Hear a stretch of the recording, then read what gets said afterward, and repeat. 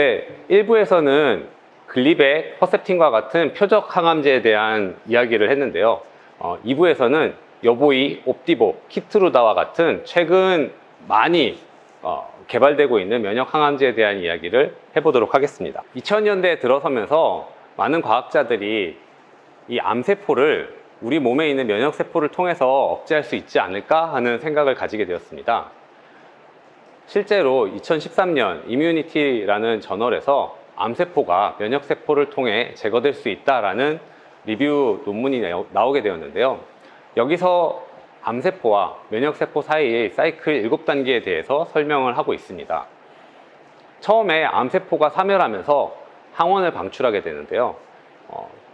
DC라고 불리는 수지상 세포가 항원을 잡아먹고 항원 일부를 자신의 표면에 제시하게 됩니다. 그러면 DC 표면에 있는 항원을 T세포가 인지하게 되면서 이 T세포가 활성화되게 되는데요.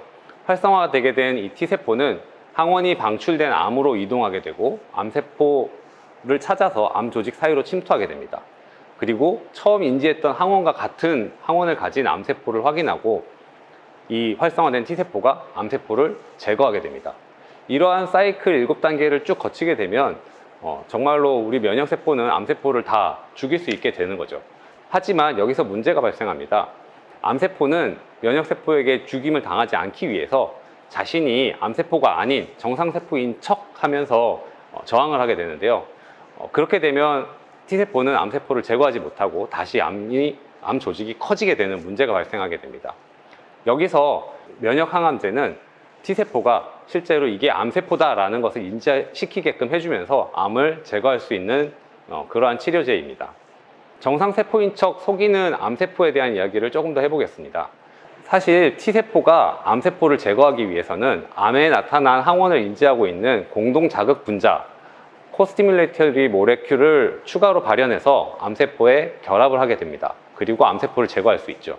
그런데 이때 암세포는 PDL 등과 같은 공동 억제 분자 신호를 내보내게 되고 그것이 활성화되어 있던 T세포가 다시 활성화되지 못하게끔 막아버림으로써 자신의 죽음을 피할 수 있게 됩니다. 2018년 노벨 생리의학상을 받았던 혼조 교수는 암세포가 교묘하게 정상세포인 척하면서 이 물질이 아니다 라는 허위 신호를 T세포에 보낸다는 것을 발견하고 여기에 PD-1이 오작동하는 것을 찾아냈다라고 발표를 했는데요.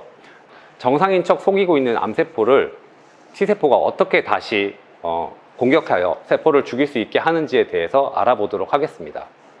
면역세포는 인지하는 대상이 우리 몸의 세포인지 외부 물질인지를 확인하는 과정을 거치는데요. 이러한 과정은 면역 관문 단백질을 통해서 진행합니다. 90년대 초반에 CTLA4라는 단백질이 이러한 면역 관문 단백질이라고 처음 발견되었는데요. T세포를 활성화시키기 위해서는 다음과 같이 T세포와 항원 전시세포 APC가 만나서 신호를 주고받아야 됩니다.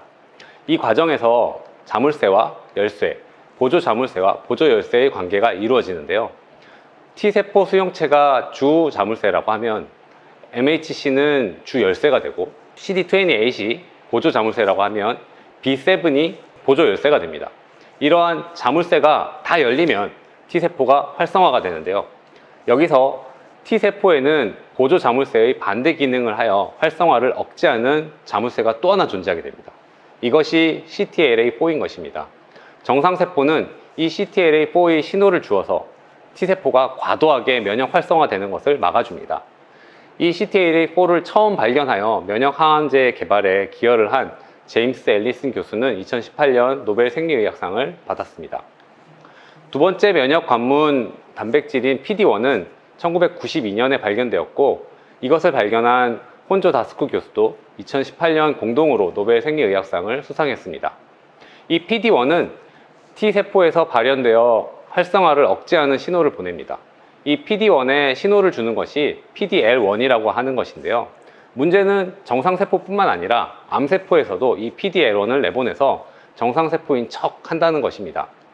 암세포에 PDL1이 있으면 T세포는 정상세포를 인지하고 암세포를 공격하지 않게 됩니다. 이때 가짜 신호를 막기 위해서 PD-1에 대한 항체를 붙이면 T세포는 그제서야 암세포를 공격할 수 있게 되는데요. 이것이 바로 면역항암제인 것입니다. 여기서 CTLA4랑 PD-1의 차이점을 한번 얘기해 보겠습니다. CTLA4는 T세포의 CD28이 항원 전시세포의 B7과 결합해서 T세포의 활성화를 개시한 직후 T세포의 활성화를 조절하는 것이고요. PD-1은 이미 활성화된 그러한 T세포에 대해서 세포 활성을 조절하는 것이라고 볼 수 있습니다. 예를 들자면 CTLA4는 주차장에서 차를 빼거나 주차를 할 때 쓰는 브레이커라고 하면은 PD-1은 도로에서 달리는 중의 브레이커라고 할 수 있겠습니다. 이렇게 면역 관문 단백질을 조절하면 암세포를 제거할 수 있다라는 그러한 초기 결과를 확인하자 선진화된 기술을 이용해서 곧바로 의약품 개발에 나서게 됩니다. 인간 항체 유전자를 가진 형질 전환지를 이용해서 단일 클론 항체를 개발하게 되는데요. 이것은 인간화 항체를 빠르게 얻을 수 있는 신기술이었습니다. 이러한 기술을 통해서 CTLA4를 인식하는 인간 항체를 BMS에서 개발했고 CTLA4 항체의 임상시험을 시작하게 되었습니다.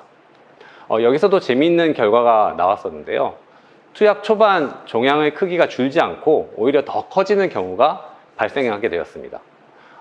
이것은 면역 관문 억제제만의 특성으로서 활성화된 T세포가 종양세포 조직에 침투하면서 일시적으로 그 조직이 커 보이는 것이었습니다. 하지만 시간이 지나면서 암세포가 죽고 암 조직이 죽게 되고 그러면서 많은 효과를 얻게 되었습니다. 마침내 2011년 흑색종 치료제로 여보이라는 이름의 면역 관문 억제제, 항암 면역제의 FDA 승인을 받게 되었습니다.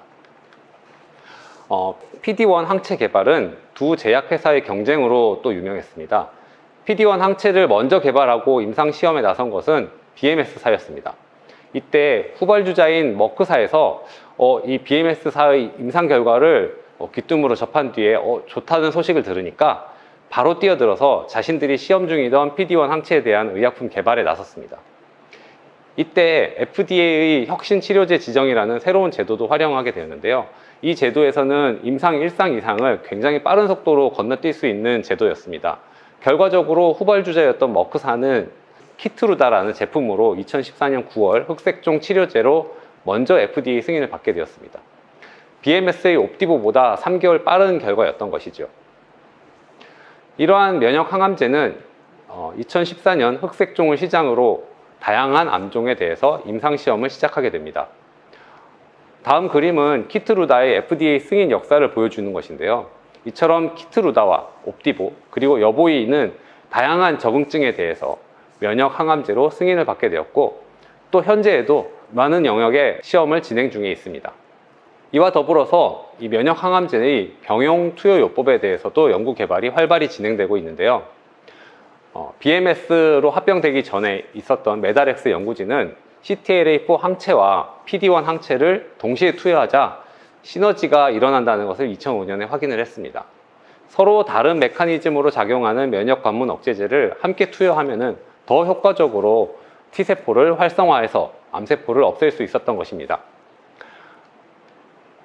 현재 CTLA4 항체인 여보이와 PD-1 항체인 옵디보의 병용요법을 통해서 수술로 제거할 수 없는 악성 흉막 종피종이라고 하는 MPN에 대한 치료제로 승인을 받았습니다. MPN은 성면 흡입이 주요 원인으로 대부분 늦게 발견되어 종양을 제거할 수 없는 경우가 많았는데요. 하지만 이러한 면역 항암제의 병용요법 개발을 통해서 접근하기 힘든 암에도 치료가 가능하게 되었습니다. 면역 항암제의 바이오마커에 대한 부분도 요즘 많은 이슈가 되고 있고 해결해야 할 과제로 남아있는 부분입니다. 암 환자가 BCR, ABL 융합 단백질을 가지고 있는 것을 확인하면 글리백을 처방하고 또 유방 환자의 허투 유전자가 증폭 과발현이 되어 있으면 허세틴을 처방하면 됩니다. 이러한 것을 바이오마커라고 하고 이 바이오마커는 치료제로 효과적으로 사용할 수가 있습니다. 하지만 면역 관문 억제제의 경우 전체 환자의 20% 내외의 환자에게는 잘 반응하지만 나머지 환자에게는 잘 반응하지 않는 문제가 있습니다. 그렇기 때문에 바이오마커의 필요성이 많이 제기가 되고 있는데요. 앞서 말씀드렸던 PD-1의 경우 파트너로 PD-L1이 있으니까 이 PD-L1의 과발현이 바이오마커가 될 수 있지 않을까 하고 예상을 하는데요. BMS의 옵디보 임상 결과에서는 PDL1 발현 수준과 반응률 사이에 유의미한 차이가 없다고 나왔습니다. 하지만 머크사의 키트루다는 임상 결과에서 PDL1이 암세포에서 50% 이상 발현된 환자군에서는 반응률이 높아진다는 것을 확인했습니다. 이처럼 두 사가 엇갈리는 반응을 나타내는 것으로서 아직 명확한 답을 얻지 못한 상태인데요. PD1 항체의 효과를 보다 정확히 예측할 수 있는 바이오 마커가 필요한 것이 현실입니다. 마지막으로 면역 관문 억제제, 면역 항암제에 대해서 정리를 해보겠습니다. 면역 관문 억제제는 항체를 이용한 암 치료제의 새로운 장을 열었으며 이러한 연구 업적을 인정받아서 2018년에 제임스 앨리슨 교수와 혼조 다스크 교수는 노벨 생리의학상을 수상했습니다. 하지만 이러한 면역 항암제도 아직까지 완벽한 것은 아닌데요. 첫 번째로 반응률을 높여야 할 필요가 있습니다. CTLA4나 PD1 억제제에 반응하는 환자는 전체의 30% 내외에 불과하기 때문에 지금도 다양한 병용 투여요법으로 도전을 하고 있습니다. 이와 더불어서 전 세계 과학자들이 새로운 면역 관문 타깃을 찾는 연구를 하고 있는데요. 이러한 연구 개발을 통해서 반응률을 높일 필요가 있습니다. 두 번째는 바이오 마커를 찾아야 합니다. 앞서도 설명했듯이 PDL1 발현 수준 이외의 다른 마커는 현재 없는 실정입니다. 따라서 새롭고 정확한 면역 항암제의 바이오 마커 발굴이 필요합니다. 마지막으로 저는 기초 연구의 중요함도 언급드리고 싶습니다. 면역학의 기초 연구에 대해서 시작하게 된 CTLA4와 PD1이 현재 강력한 항암 치료요법이 되었습니다. 언제나 그렇듯 새로운 돌파구를 찾기 위한 도전은 기초 연구에서 시작이 됩니다. 더 높은 기술 혁신을 위해 기초 연구에 대해 투자하고 또 많은 이들이 기초 연구에 관심을 가지기를 바라면서 발표를 마무리하도록 하겠습니다. 감사합니다.